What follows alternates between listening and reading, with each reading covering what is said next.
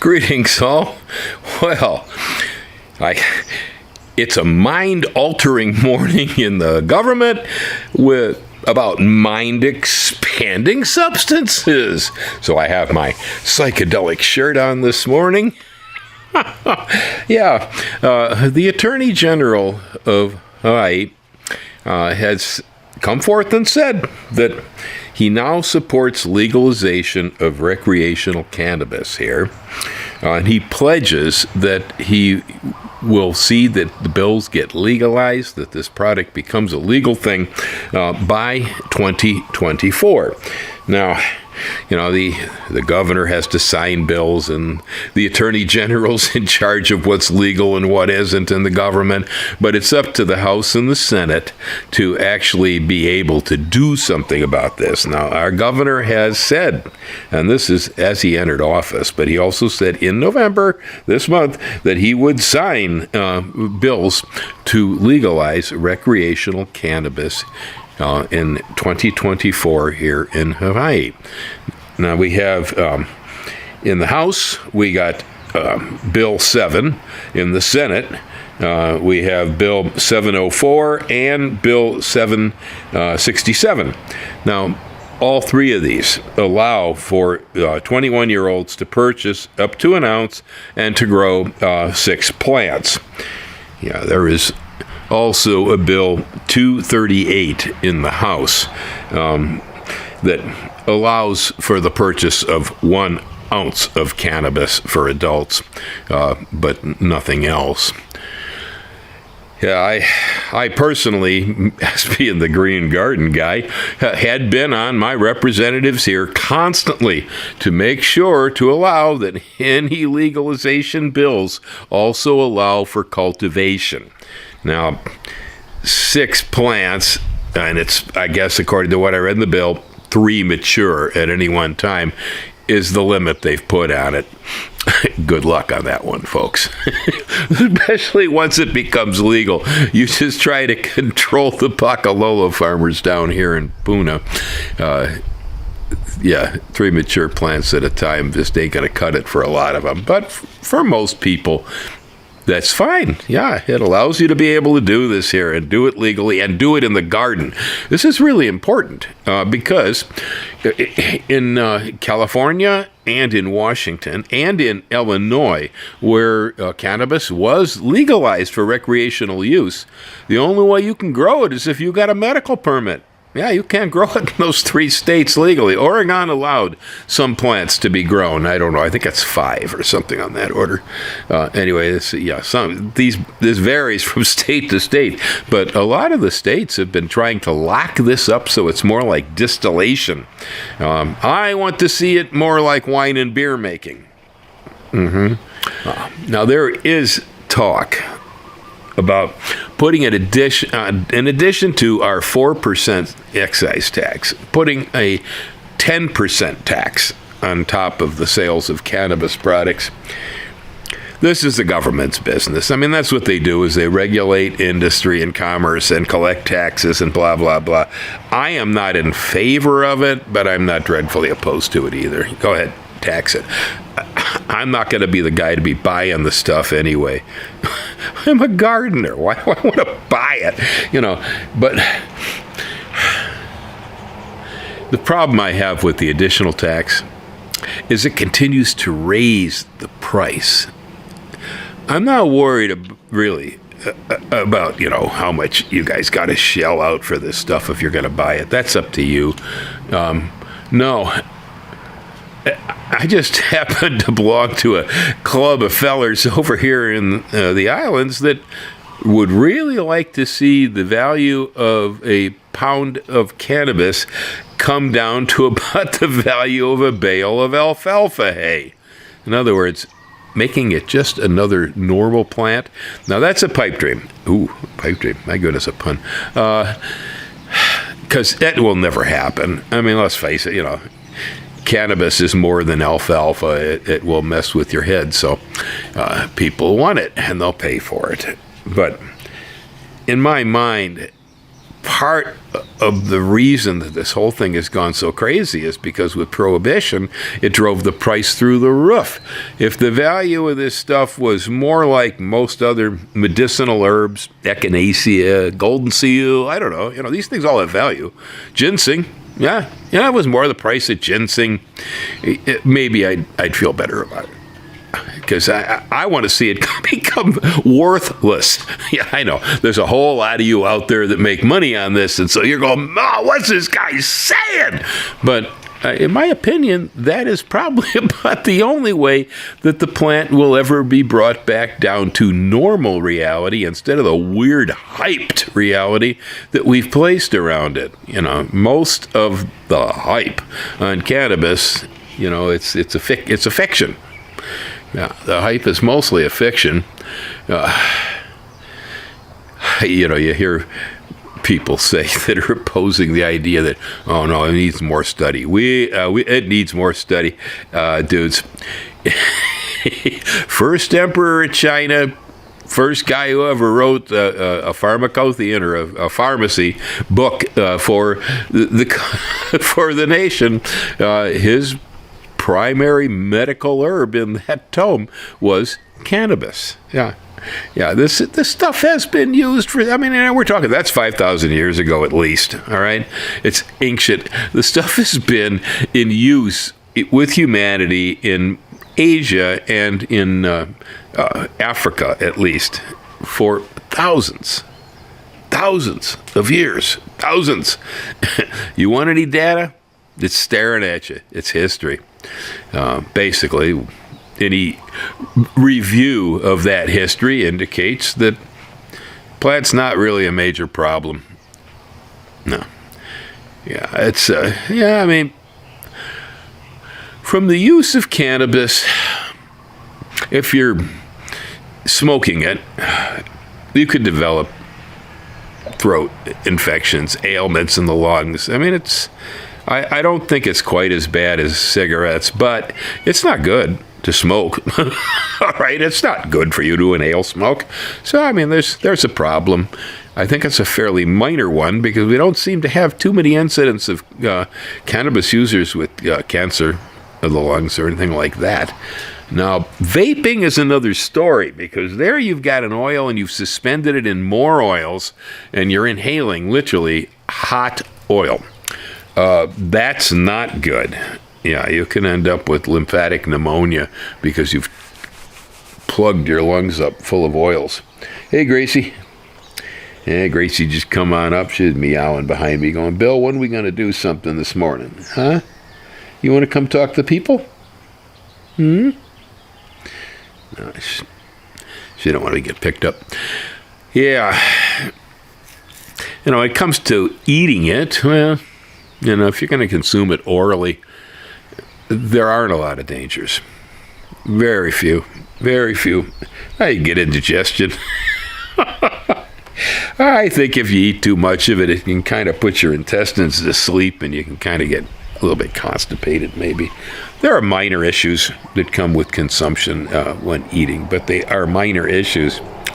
Nothing serious. Nothing that the plant should have ever been illegal for. There has no toxic threshold. You can't kill yourself with this stuff. I can kill myself with aspirin if I want to. I don't want to. That's a horrible way to go. My own personal assessment, and this is also backed by some psychological research that I've read. In general, these days, most physicians are saying that cannabis is good for old people because it's an anti-inflammatory. It induces slumber. It elevates moods. There's a lot. If you happen to be in a wasting condition, it will stimulate your appetite and so on. So there's a lot of value for older people with this herb, and it doesn't have a lot of negative side effects at all.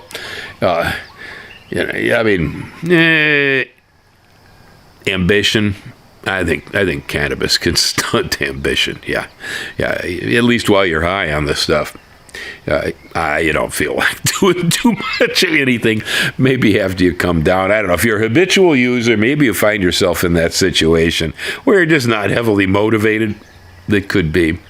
Maybe it's why the U.S. government had always wanted it illegal. Next time they threw a war, nobody's motivated, man. Sit up and get stoned.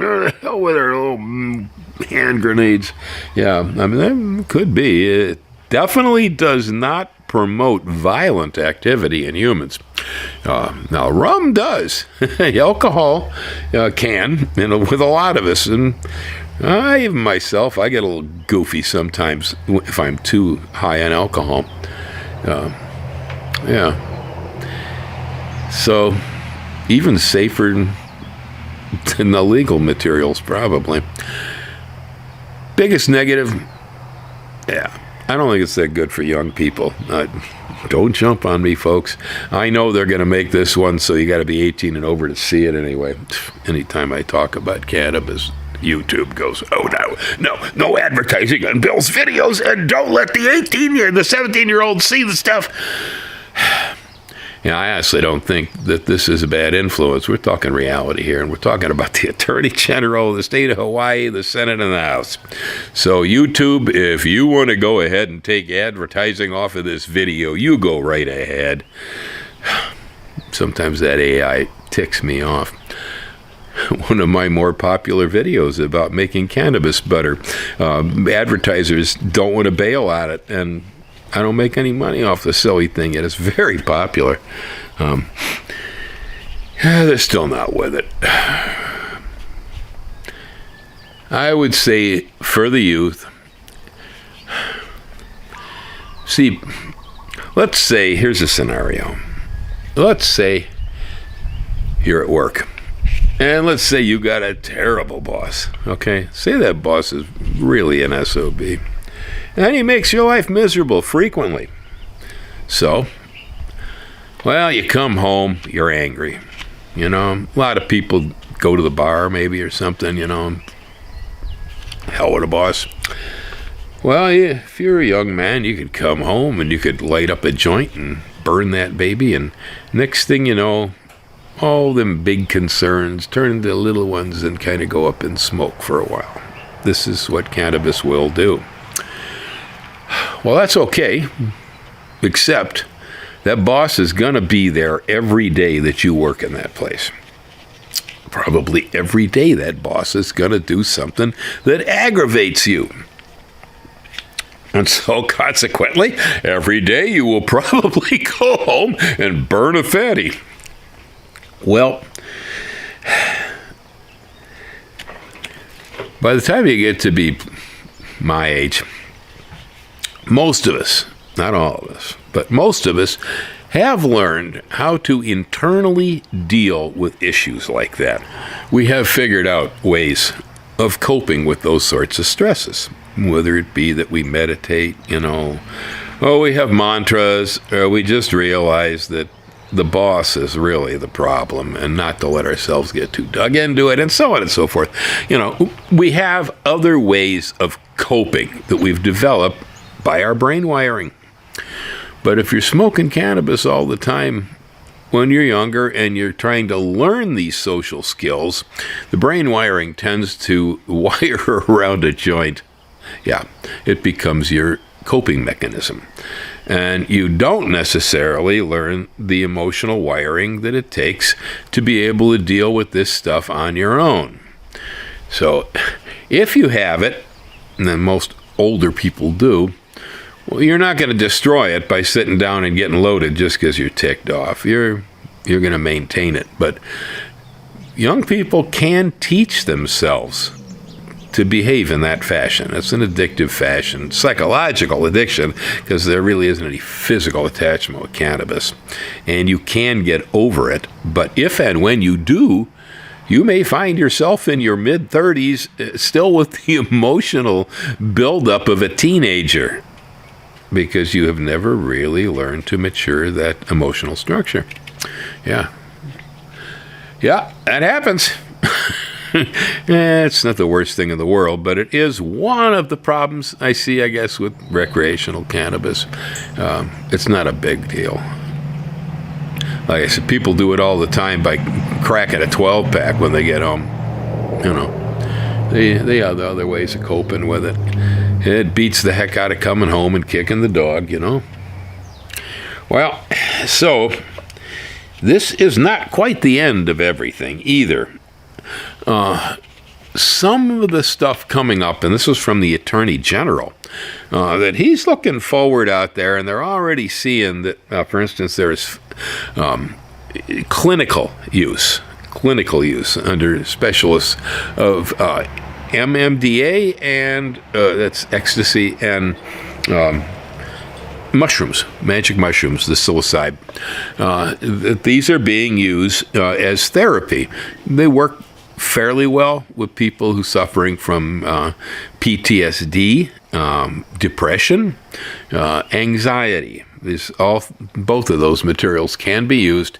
They are being used in some places. Portland, I believe Oakland, California legalized some of this stuff for research and therapeutic use. There's a few spots, Colorado, Denver, I think. So because that is moving forward, we're starting to look here at the possibility of these things being used therapeutically in Hawaii and allowing the laws to follow that. But according to the Attorney General, he says he's looking at full legalization. Okay. I'm not sure how I feel about that. I suppose continued repression isn't going to do any good, but you start getting into things like the mushroom and MMDA, you're dealing with materials that are probably have a much greater impact on the human psyche than cannabis ever will.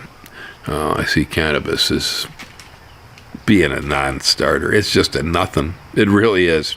It's a nothing. This whole thing has been so stupid, and what a mess it's created. But I don't know. We'll see how I feel about mushrooms. I mean, I'm well aware that mushrooms have very significant contributions to people's mental health when they're used properly. The biggest problem with them is they're pretty heavy-duty stuff, and using them without help, well, a lot of people consider them a recreational party drug. I do not have that opinion of them. I don't necessarily see the mushroom as something fun. If I'm trying to have fun, thank you. I'll take a shot of a local rum and a reefer. Okay. Yeah. No, I don't see the mushroom as being something that's a whole heck of a lot of fun.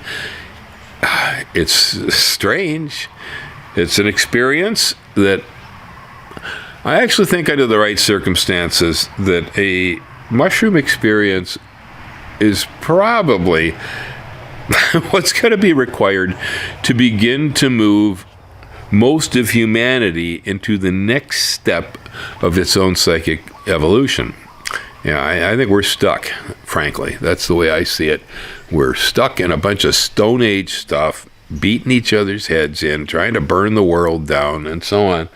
And I really do believe that the mushroom has the ability to open up our minds, enlighten us to a bigger picture, and remove us from the past to unlock our future so we can move forward in a more insightful and a more intelligent and a more conscious way. The mushroom has that ability. Although the idea of dosing everybody with them for that effect is probably not likely. So what you will see if it's ever legalized so that it can be used recreationally is you'll probably find, again, more divisions. There will be people who have experienced alternate realities and will see a different vision of the world than the rest of you, and then there'll be all the rest of you. Okay, still living in the same old reality. Alrighty, well, there you go. I think it's a big deal. Yeah, I think it's a big deal. Several reasons why. It's plant fascism as far as I'm concerned. Free the garden. Free the plants, man. We should be able to raise, grow, use whatever it is that was provided on this planet Yep. And no government on earth should ever be able to tell me, oh, this is a bad plant. You can't touch that plant. No. Yeah, that's primary. This is plant fascism. I want to see it broken. And so I am all in favor of the idea. I am not in favor of the idea, though, of cannabis necessarily becoming a very large business. But, well, we'll see how this works out. I mean, Hawaii allowed us the ability to be able to grow some of our own. Well, you know, if we got it under control in our own garden, we don't need the big farmer. So, maybe this is going to work. Yeah, maybe it's going to work. At least around the neighborhood here, it'll work. Yeah. We'll be swapping ounces for eggs and, you know, tuna for tootin'. Hang loose, folks. Aloha.